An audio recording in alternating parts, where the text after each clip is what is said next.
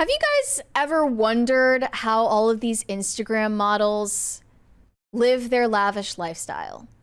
Wonder no longer, because we're going to answer that question exhaustively today. They're constantly going to Dubai and going on these luxury vacations on private islands, and they own all of the designer clothing and shoes and purses, and you just wonder, certainly your brand deals can't be paying for all of this. The reality is it's not just brand sponsorships that are paying for their lavish lifestyles. It's actually something much darker happening behind the surface. That is how they make their money, truly. Not all of them, but definitely some. $20 from Pat the Plumber says, love you, Corey. We're sending you positivity right now in these dark times. Actually, back in 2019, EV Magazine put out an article about this trend, Instagram prostitution, the dark secret of jet-setting influencers. And they interviewed actual models who have been in the industry for years, who admit that this is a real thing. Obviously, they did not go on record with their name, but Instagram prostitution is the real thing.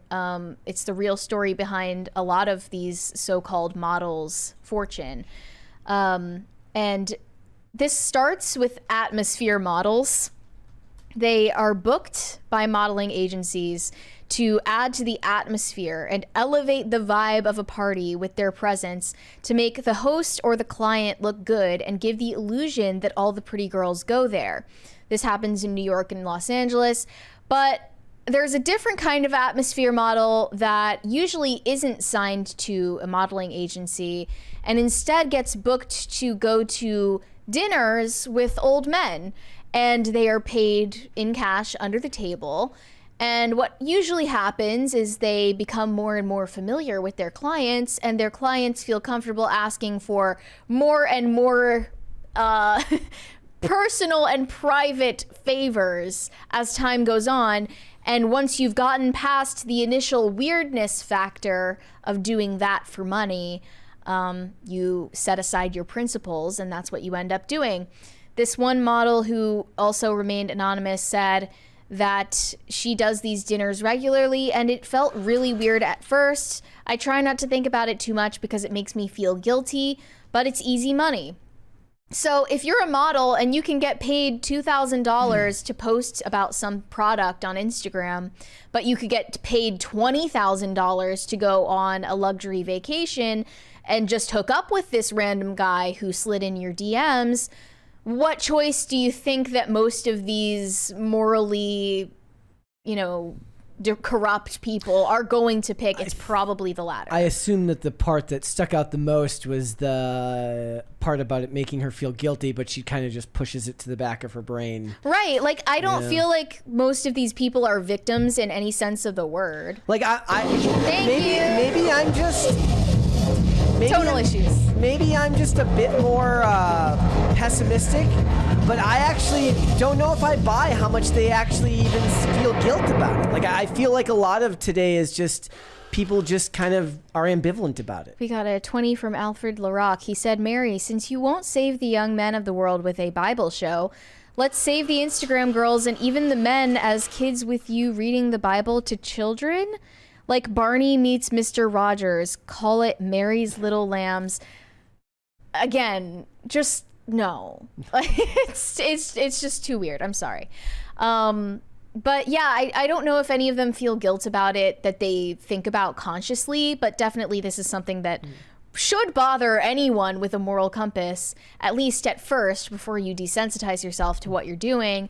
But, the allure of being able to go to all of these exotic locations and buy all of the designer clothes and post the pictures afterwards that are so glamorous, I'm sure it's just too good of an offer for them to refuse. And the dark side of it is this model says, sometimes they find out after they get to these locations, they will only get a ticket to fly home if they comply with the requests of whatever Saudi Arabian prince they meet when they get there. Mm-hmm. So they realize that this is like, they bit off more than they could chew, essentially. And they have to do things they did not initially consent to do in order to not be trafficked, because there is a huge problem with human trafficking, specifically in Dubai, which is the, one of the choice locations for sex tourism.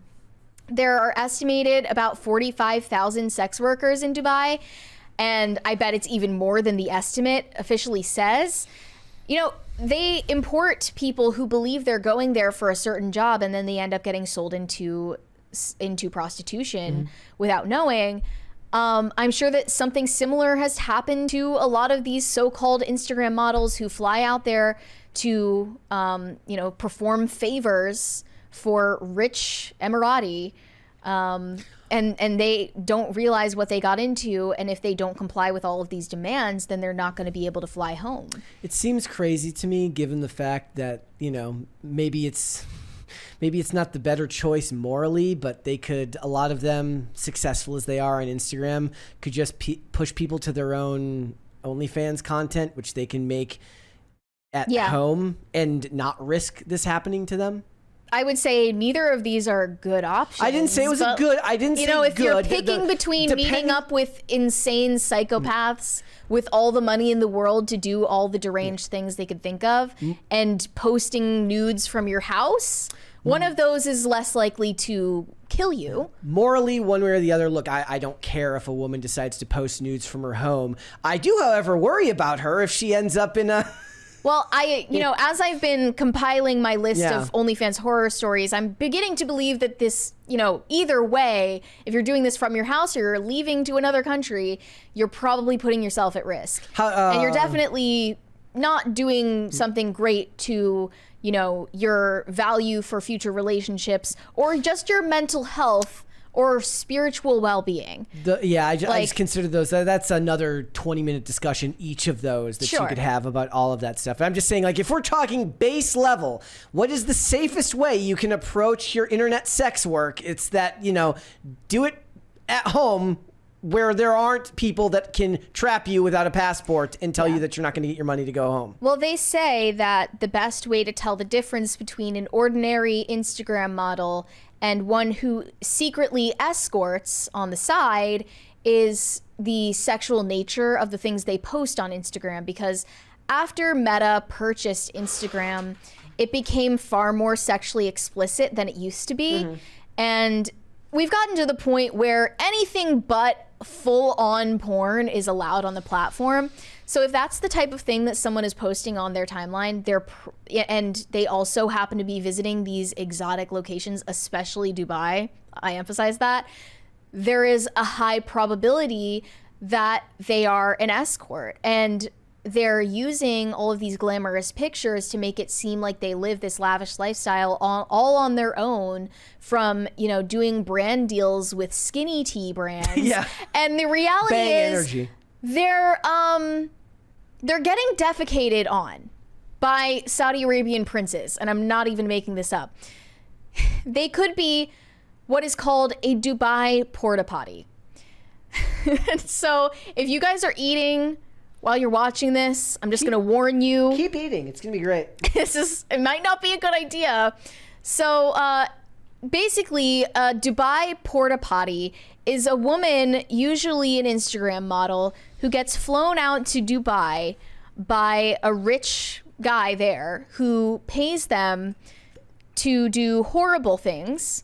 They get paid to do horrible things, and not just 50 Shades of Grey type of stuff, but really depraved stuff. I don't know how much detail we can even get into, but you can browse Instagram and there's a high probability that you're going to see a Dubai porta potty and not know it. But there is this website called Tag the Sponsor, and I don't think it's accessible just on any browser, but it went viral a few years back because Tag the Sponsor was exposing so-called Instagram models for behind the scenes agreeing to do horribly depraved things for money, under the impression that they were talking to billionaires from across the globe. It shows screenshots of these girls agreeing to do all sorts of lurid acts for cash, including, but not limited to, excuse me for my language here, pleasuring camels, letting men defecate on them or in their mouths, hence the porta potty lingo, or actually abusing children.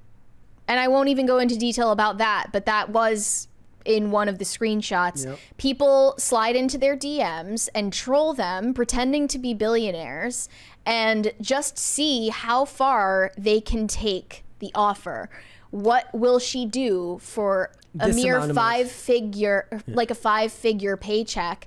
And it turns out it can be some of the most disgusting shit you've ever heard of. I think I said to you before the show, I said that doing that, agreeing to it, and then finding out that it was all a troll might actually be worse than it actually happening to you. Yeah, when I looked up Tag the Sponsor, I wasn't able to access the website, but what I did find is people looking for help with how to get screenshots of their own messages off of it.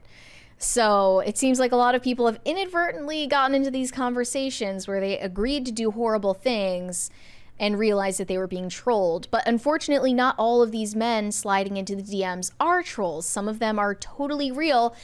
A lot of these Dubai porta potties or Instagram model escorts have emails for booking inquiries in their bios. And it doesn't necessarily mean that someone is a prostitute if they have something like that in their bio. Most people who monetize social media have that. That's what Right. makes it so difficult to discern, right? Most people who make a living via social media or have some type of, Yeah. digital presence that allows them to make money via appearances will have something like that. But it definitely could be for those purposes.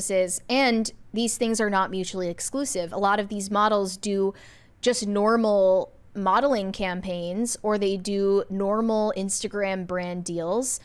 And they also do this on the side because the pay is just so much higher that they, put away their principles and they do these things.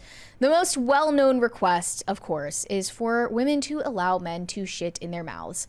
Hence why they are known as porta potties. Their mouth is a portable toilet. And of course, these screenshots are fake, but their agreements that they're making in the screenshots are real. Yeah. And it's like, how did people not know about this already?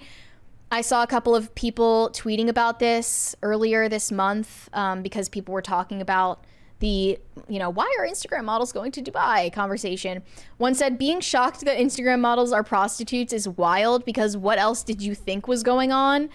And another one said, I'm sorry for being naive, but I really did believe that all those Instagram girls made lots of money from brand deals and that's how they could travel so much. I didn't know that they were literal prostitutes. So apparently some people are not yet aware, but the unfortunate side effect is that because all of these Instagram models are posting lavish vacations and designer items and, all the expensive trips and the hotels, a lot of ordinary people see that when they're on their social media feed and they aspire to that and they go to such great lengths to achieve that they end up in some similar dangerous situations. And you just mentioned that there was a recent video from a girl saying like, I am going on a trip to Miami for my birthday with this guy that I met on Hinge. A stranger offered me a free trip to Miami for my birthday. And the tweet was like, Ted Bundy would clean up in this generation. Seriously, Yeah, in this era, it would be so easy, and probably is so easy for dangerous psychopaths to lure in their victims because people are just so desperate to get that Instagram photo of them in a luxury hotel in Miami or Dubai or wherever it is. So this is apparently called a vacation. Bay and vacation, you put it together. And some women are starting to expect this as a first date. Should we watch this video? Yeah. Okay, here we go. Could you do a vacation as a first date? Yes, vacation me. Please vacation me. Actually, let's skip all the small talk. Let's go somewhere. I like to travel personally. I feel like I could get to know your favorite color on an island, have those type of conversations there. I don't want to have small talk drinks with you at my favorite local bar that I go to all the time. Like, let's just go to Cuba. Something like that. I like it. I'm into that. Could you do a vacation? She's like, getting murdered? I'm into that. Wait, are we still? Is it still is travel to Cuba still embargoed? Oh, I don't know, actually. I would be like, we can go to North Korea. She's like, will you be my Fidel Castro? No, but yeah, like this is just basic personal safety 101 is that you shouldn't meet someone for the first time in another country on their dime. Like, she's literally saying, like, yeah, getting brutally murdered by a stranger I met from Hinge, I'm into that. I don't know what's worse, this or like the thing that said like why Iran should be on every woman's travel list or every solo women's travel list, or maybe it wasn't Iran, it was like there Pakistan. are certain places that you just should not go as a woman. Look, it's not just as a woman, okay? Look, or anyone really. If you know, there are places that you just, you know, common sense dictates that danger ensues here. Rationally avoiding it is not a gendered issue. I say it's as just a woman more... because you should not go to India as a woman. Correct. Because they have, I mean, problems that you guys are probably already aware of that I don't even need to tell you about.